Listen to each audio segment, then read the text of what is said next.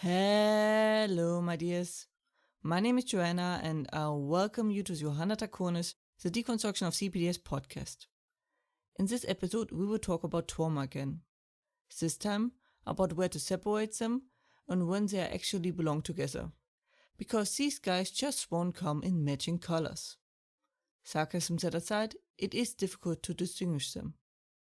It is important though, because this way you know what kind of trauma you are dealing with and how to treat them. So let us talk about it. Sometimes I miss the time when I had the position that no matter the trauma, I either had C-PTSD or I was well.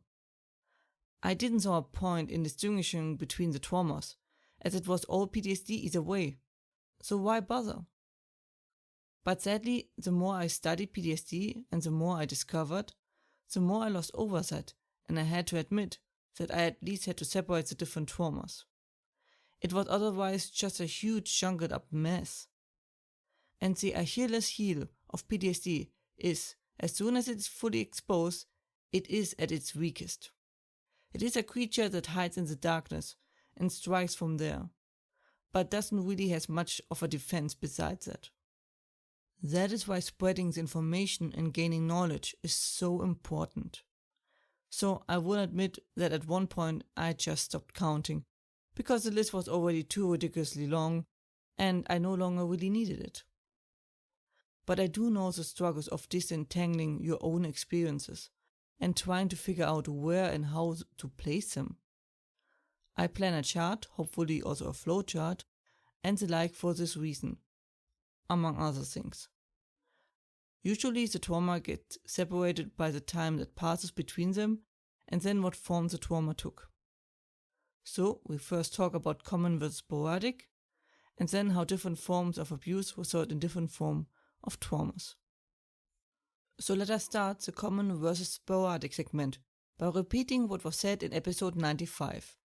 A trauma is as long as the situation lasts, even if it takes years, even decades. Also, multiple traumas can happen at the same time.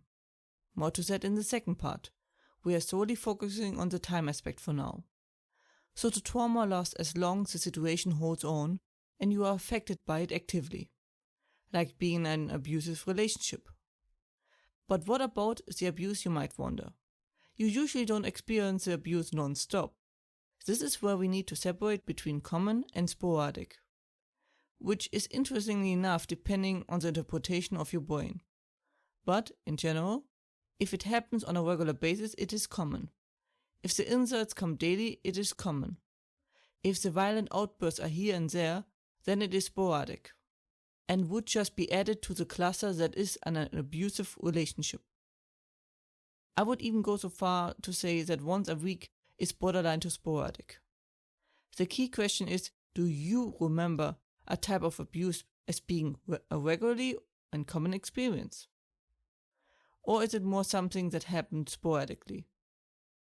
If it is the second, then each sporadic event counts as its own thing, be it a small ball trauma or a small ball in the cluster. Which leads us to the second segment, in which we talk about the different form of abuse that result in different form of traumas. We first separate between a dangerous situation and actions of a person. A life-threatening situation is traumatic, and as longer it lasts, the bigger the trauma gets. As long as the threat remains, the situation is still ongoing, as it is the traumatic experience.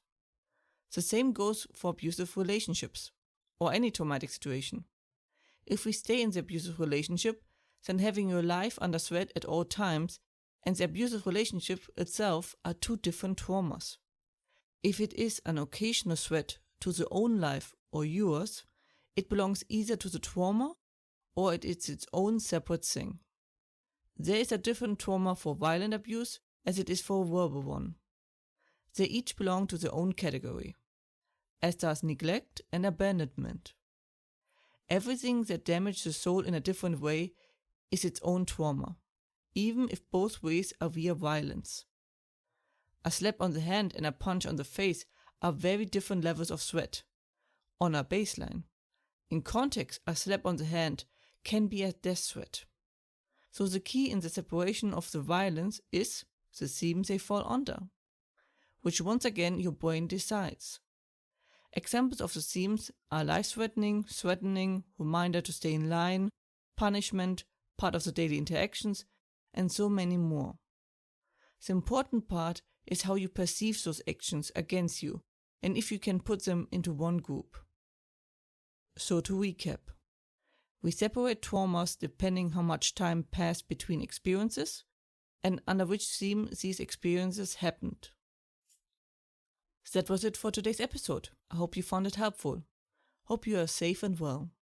And as always, if you have any questions or feedback and the like, please let me know at contactme@johannatacoins.com. More information and transcript you can find as usually under johannatacoins.com/podcast. Information regarding therapy you can find under johannatacoins.com/therapy and links in the description. I hope to see you next time. Watch yourself and have a wonderful time.